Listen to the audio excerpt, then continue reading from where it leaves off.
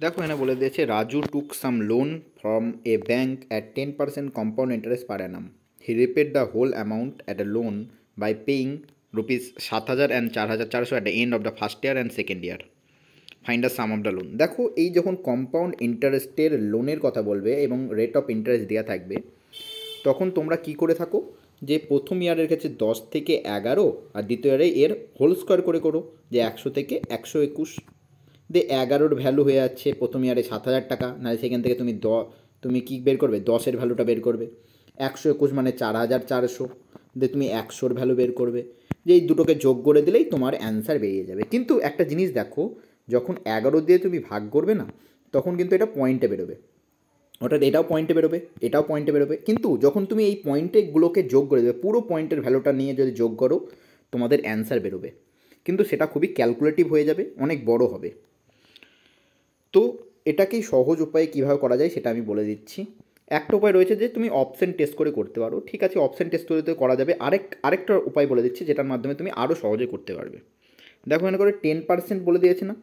10% মানে কি, যদি তুমি 10 টাকা কোনো জায়গা থেকে লোন নাও, নাহলে 1 বছরে তোমাকে 11 টাকা ফেরত দিতে হবে। আমি ধরে নিলাম 10x টাকা সে লোন নিয়েছিল, প্রথম ইয়ারে তাকে 11x টাকা ফেরত দিতে হতো।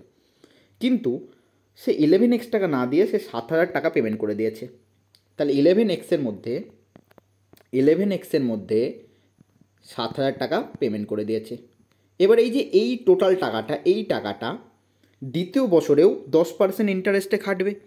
তাহলে এই টাকাটা এবার সে 10% ইন্টারেস্টে খাটলো দ্বিতীয় বছরে, নাহলে 10 থেকে 11, ঠিক আছে, এটা দ্বিতীয় বছরের ইন্টারেস্ট হয়ে গেল। এবং দ্বিতীয় বছরে গিয়ে সে কত টাকা পেমেন্ট করলো, 4,400 টাকা পেমেন্ট করলো, এবং তার পুরোপুরি লোন কী হয়ে গেল, মিটে গেল। তাহলে এটা সমানই কী হয়ে যাবে, 4,400 টাকা হয়ে যাবে। তাহলে 11-র সঙ্গে 4,400 কাটলে কত হয়ে যাবে, 400 হয়ে যাবে।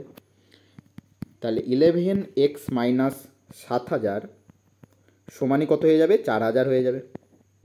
তাহলে 7,000 টাকা এই দিকে নিয়ে গেলে কত হয়ে যাবে, 11,000। নাহলে এক্সের ভ্যালু কত হয়ে যাবে, এক্সের ভ্যালু হয়ে যাবে 11,000 বাই 11 সমান হচ্ছে 1000।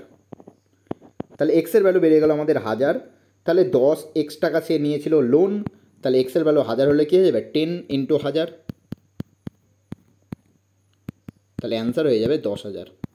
তাহলে কত টাকা সে ধার নিয়েছিল, 10,000 টাকা ধার নিয়েছিল। অপশন নাম্বার 4 হবে রাইট অ্যান্সার। তুমি যদি ওই আগের নিয়মেও করো, নাহলে পুরো দশমিকের ভ্যালু নিলেও তোমাদের অ্যান্সার সেই 10,000-এ আসবে। অপশন নাম্বার 4 হবে একেবারে সঠিক উত্তর।